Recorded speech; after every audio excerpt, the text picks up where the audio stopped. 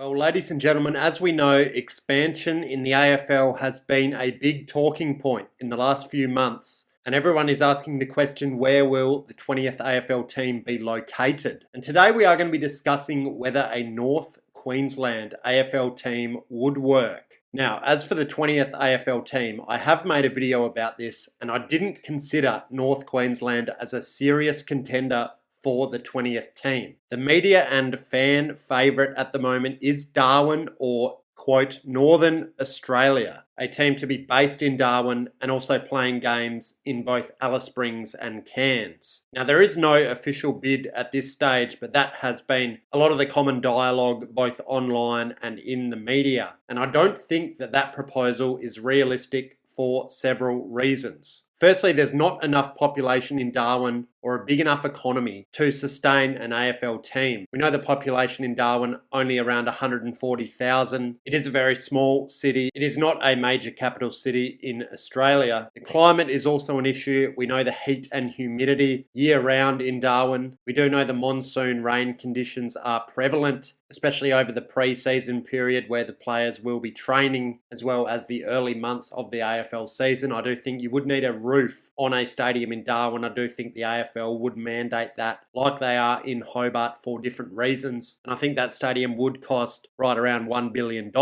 And thirdly, you can't really have a team that doesn't have a central identity. If you are going to go with the so-called Northern Australia proposal, Cairns and Darwin don't have anything to do with each other. They are over 2,000 kilometres away from each other. It's not going to resonate properly with either market if the team is branded as Northern Australia and you're really trying to have a bet each way, but really appealing to no core fan base with that identity. Now let's talk about North Queensland. Now make no mistake, it is a heavily rugby league centric region. Rugby league is the top dog up there by a long way, and people in North Queensland are going to be a lot more hostile to Aussie rules than people in both southeast Queensland and also the eastern and northern suburbs of Sydney, where we do know the AFL has had decent success in those markets. You are going to get a lot more pushback from the general public when you go into North Queensland. It is a very conservative part of the country. Rugby league is a religion in that part of the world. Having said that, there is a decent local competition in Cairns, and the AFL has been playing games there on and off over the past 13 years. They did get pretty good crowds, around 10,000 on average. So there is a little bit of interest up there, but don't make any mistake, rugby league is the top dog there by a long way.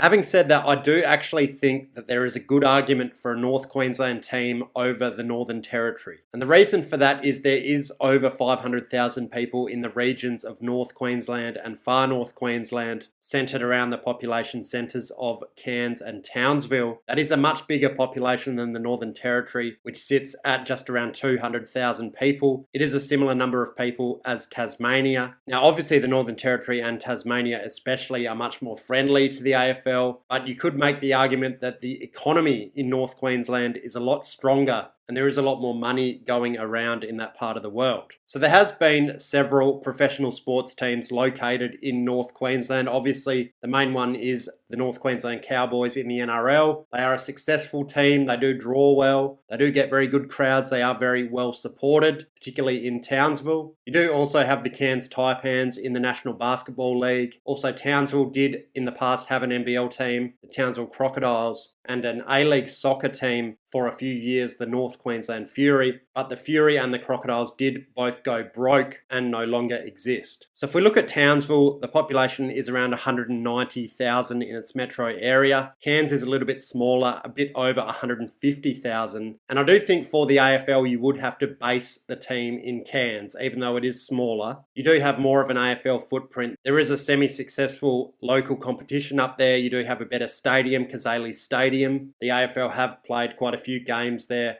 for a while. I think you would have to have the conversation about a roof with the climate in Cairns. It's not quite as extreme as Darwin, but I think the AFL would set the barriers to entry quite high for this team, and they would potentially mandate that the stadium be built with a roof or renovated to be an enclosed stadium if they are going to stay at Kazali Stadium. I think North Queensland would be a popular away trip for opposition fans. You get away for winter, see the Great Barrier Reef, see the Daintree, all the rest of it. You can imagine AFL fans in Melbourne would be jumping at the opportunity to go to a game in North Queensland and spend a week or two up there. Now, you definitely don't want to be competing in the same market as the Cowboys, but I do think they should play at least a couple of games a year in Townsville. It did host an AFL game in 2019 between the Gold Coast Suns and St Kilda. The stadium up there, Riverway Stadium, it is decent. You do have pretty much just one grandstand, but you do have some nice views of the hills and some forest areas surrounding the stadium. And I would like to see the AFL going back to Townsville, probably with the Gold Coast Suns, even if they don't get a standalone team of their own. I think it is a market that the Suns could be playing a game at every year. I think a North Queensland team would also be playing at least one game a year in Mackay, which is another population centre further south from Cairns and Townsville. Population's around 84,000. The AFL hasn't played any games there in the past, but they have played some pre-season games and also some AFLW matches there. You do have a decent stadium as well, Great Barrier Reef Arena, which did get a renovation a few years ago. It does look pretty nice. Now, have I changed my mind on North Queensland being a serious candidate for the 20th AFL team? No, I haven't. I think the AFL goes with either Canberra or a third Perth team as Team 20. I do think they are the most sustainable options with the best prospects of growth and economic viability. Darwin/Northern Territory is still an option. I think you would need massive government funding. I don't see how that team is going to be sustainable on its own. It would be a similar model to what was proposed with Papua New Guinea, where the government would tip in that instance, $600 million over 10 years. You would be looking at a similar figure for Darwin, no doubt. And in terms of North Queensland, I think the most likely scenario is either an expansion team if and when the AFL expands to 22 teams. I can't see that happening before 2050 once they get Tasmania and whatever the 20th team is. There is going to be significant costs to the competition in terms of getting that up and running. You are going to have some issues in terms of the depth of the player base. Think about it, you are going to need another 80 to 100 players to fill the squads of those two teams. So they need to bring a lot of juniors through the ranks and really bolster that base of players. And the other option for a North Queensland team would potentially be a relocation of a Victorian team.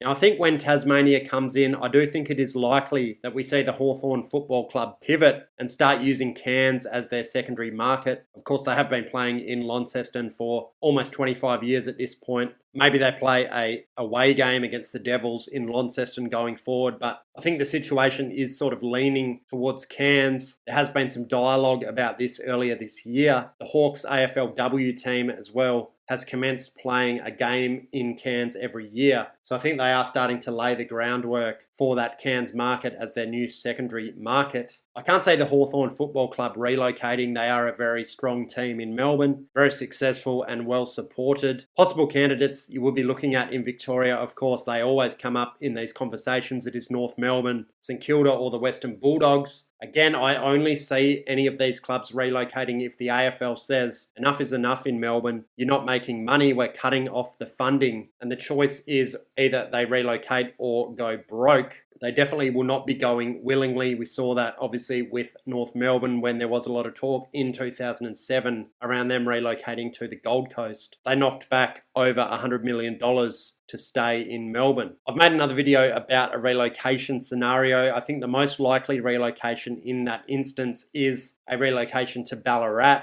It does mean you stay in Victoria. You are still close to Melbourne. You would retain all your Melbourne fan base, or at least a vast majority of them. It is an easy day trip for people living in Melbourne. The club would also obviously be playing 6 or 7 away games in Melbourne every year. Check out my video on Ballarat if you are interested to hear more. But in a relocation scenario, Cairns would definitely be a discussion. I'll probably put a percentage chance on it at around 5% at this stage in the next 30 or 40 years. The optics for the AFL losing another team are not good, and they will do everything they can to avoid that happening. So North Queensland does come into the discussion if the AFL ever expands beyond 20 teams. Probably depends where they go with that 20th team as well, whether it's Canberra or WA or potentially the Northern Territory, they are going to have to find a balance between large and small markets, and also markets behind the Barassi line. You don't want to push things too far. But long story short, I do think this proposal has some merit in the long term, and it will be something we do keep an eye on if the AFL ever goes beyond 20 teams. That is going to be all we're going to have time for today, guys. Thanks for watching, and don't forget to subscribe for more.